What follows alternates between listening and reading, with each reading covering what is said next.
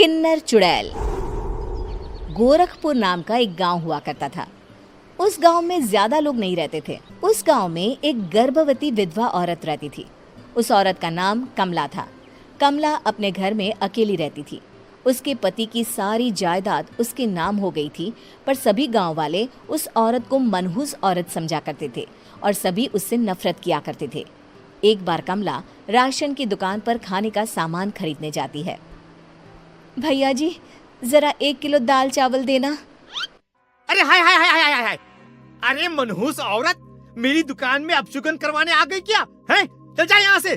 मैं कुछ नहीं देने वाला हूँ तुझे। भाग भाग यहाँ से, चल जा, निकल। भैया जी, ऐसा मत कहिए। मैं गर्भवती हूँ, मुझे खाने की बहुत जरूरत है। मुझे खाना दे दीजिए। दुकानदार कमला को वहां से धक्के मारकर भगा देता है। तभी कमला रोते रोते उस गांव के किन्नरों के इलाके में आ जाती है।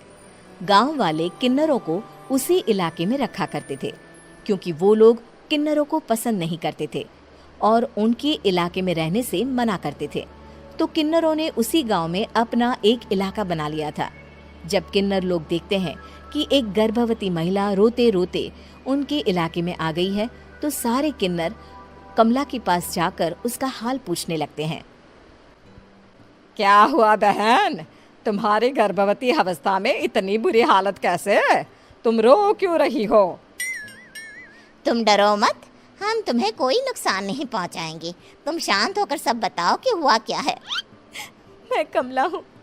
मैं गांव के दूसरे इलाके से आई हूँ। 2 महीने पहले ही मेरे पति की मौत हुई है। मुझे गांव के लोग मनहूस मानते हैं, क्योंकि मैं विधवा हूँ और गर्भवती भी।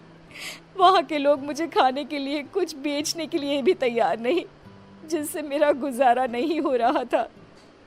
कोई बात नहीं कमला, हम तुम्हारा ख्याल रखेंगे। किन्नर लोग कमला को एक खाली घर में रहने के लिए जगह दे देते हैं और उसकी देखभाल भी करते हैं। कुछ ही महीने बाद कमला अपने बच्चे को जन्म देती है, पर अफसोस, कमला बच्चे को जन्म देते ही अपनी जान गंवा देती है। जब सब किन्नर बच्चे को देखते हैं तो बहुत खुश हो जाते हैं, क्योंकि वो बच्चा भी किन्नर ही था। कमला ने एक किन्नर बच्चे को जन्म दिया था। अब इस बच्चे की देखभाल कौन करेगा? हम तो इस बच्चे को गांव के दूसरे इलाके में भी नहीं भेज सकते। और तो क्या हुआ, इस बच्चे की माँ नहीं रही तो हम इसे पालेंगे। अब ये हमारे इलाके में रहेगा, हमारे साथ रहेगा। फिर वो किन्नर उस किन्नर बच्चे को गोद ले लेते हैं, उसका नामकरण कराते हैं। उस किन्नर बच्चे का नाम शक्ति रखा जाता है। देखते ही देखते शक्ति बड़ी होने लगती है। उसके रंग रूप बहुत सुंदर थे। वो बहुत सुंदर किन्नर दिखती है। एक दिन शक्ति एक किन्नर से पूछती है, माँ जी सुनिए ना, ये गांव के दूसरे इलाके में भी तो लोग रहते हैं, तो हम वहाँ क्यों नहीं जाते? हम उनसे अलग क्यों रहते हैं? शक्ति, क्योंकि वो लोग हमारे जैसे नहीं, वो लोग हमें पसंद नहीं करते, इसीलिए हम उनसे अलग रहते हैं। क्यों? वो हमें क्यों पसंद नहीं करते? मुझे एक बार उस इलाके में जाना है। मैं एक बार वहाँ जाकर घूम कर आऊं। शक्ति, खबरदार, जो तू उस इलाके में कभी भी गई तो अपनी जान नहीं गंवाना चाहती तो उस इलाके में कभी कदम भी नहीं रखेगी, समझी? इतना कहकर वो किन्नर वहाँ से चली जाती है। शक्ति उस किन्नर की बात सुनकर बहुत रोती है। माँ जी, ऐसा कैसे कह सकती हैं? उन्होंने इतनी सी बात के लिए मुझे इतना डांटा। अब तो मैं उस इलाके में जरूर जाऊंगी। फिर एक दिन शक्ति गांव के दूसरे इलाके में चुपके से जाती है। ये लोग तो हमारे जैसे ही इंसान हैं, तो ये हमसे नफरत क्यों करते हैं? जब शक्ति उस इलाके में पहुंचती है तो गांव के सारे आदमी उसके रूप से मोहित हो जाते हैं। वो लोग ये अंदाजा नहीं लगा पाते कि वो किन्नर है। शक्ति की सुंदरता देखकर सारे गांव वाले उसकी तारीफ करने लगते हैं। तभी गांव का चक्कर लगाने गांव के जमींदार का बेटा हर्ष वहां पहुंचता है। हर्ष भी दिखने में बहुत सुंदर होता है। जब हर्ष ने शक्ति को देखा तो वो भी उससे मोहित हो गया, और जब शक्ति की नजर हर्ष पर पड़ी तो वो हर्ष को देखकर मोहित हो गई। आपको पहले कभी इस गांव में देखा नहीं। इस गांव में आप नए हैं क्या? जी नहीं, वो मैं बस। तभी शक्ति बोलते बोलते रुक जाती है और मन में सोचने लगती है, अगर मैंने इनको बता दिया कि मैं दूसरे इलाके से आई हूँ तो वो समझ जाएंगे कि मैं किन्नर हूँ, इसलिए मुझे इनसे झूठ ही बोलना पड़ेगा। शक्ति हर्ष को कहती है, जी हाँ, मैं इस गांव में नई आई हूँ, यहाँ अकेली रहती हूँ। वैसे आप कौन है? आप भी इसी गांव में रहते हैं?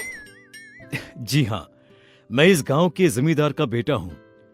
आपको किसी भी चीज की जरूरत पड़े तो आप मुझे बता देना, मुझे अच्छा लगेगा। ऐसे ही शक्ति और हर्ष एक दूसरे से रोज मिलने लगते। वो दोनों अपने प्यार का इजहार करने एक दूसरे से मिलने जाते हैं। तभी शक्ति का पीछा करते करते एक किन्नर वहां आ जाती है। शक्ति, मैं तुमसे बहुत प्यार करता हूँ। मैं तुमसे शादी करना चाहता हूँ। क्या तुम मुझसे शादी करोगी? हाँ हर्ष, मैं तुमसे शादी करूंगी, पर मैं तुमको अपने बारे में एक सच्चाई बताना चाहती हूँ जो मैंने तुमसे छुपा कर रखी है। तभी उनके बीच में ही वो किन्नर आ जाती है। शक्ति, तेरी हिम्मत कैसे हुई ऐसा करने की? वो किन्नर शक्ति को खींचकर गांव के जमींदार के पास ले जाती है। हर्ष भी वहां शक्ति को बचाने के लिए पहुंच जाता है। जमींदार शक्ति और हर्ष के प्यार के बारे में सुनकर गुस्से में आ जाता है और शक्ति को गांव के बाहर निकालने की सजा देता है। शक्ति ये बात सहन नहीं कर पाती और कुएं में कूदकर अपनी जान दे देती है। जमींदार हर्ष की शादी गांव की एक लड़की से करवा देता है, पर हर्ष इस शादी से खुश नहीं होता। शक्ति अपना बदला लेने के लिए मरने के बाद किन्नर चुड़ैल बन जाती है। अब मैं इन गांव वालों को नहीं छोड़ूंगी, अब इनसे मैं अपने प्यार का बदला लूंगी। किन्नर चुड़ैल गांव वालों को परेशान करना शुरू कर देती है। एक बार वो रात को गांव के खेतों में पहुंच जाती है और वहां आग लगा देती है। सारी फसल जल के राख हो जाती है। जब एक आदमी रात को उठकर देखता है कि खेत में आग लग गई है तो वो वहां पहुंच जाता है। वो देखता है कि खेतों के बीचों बीच एक किन्नर चुड़ैल खड़ी है और वहां खड़े होकर ताली बजा रही है।